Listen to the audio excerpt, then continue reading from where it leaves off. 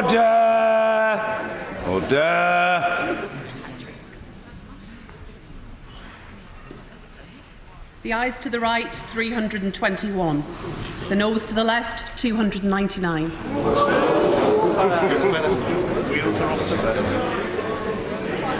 very, very significant result. Let's listen. Ayes to the right, 321. The noes to the left, 299. So the ayes have it.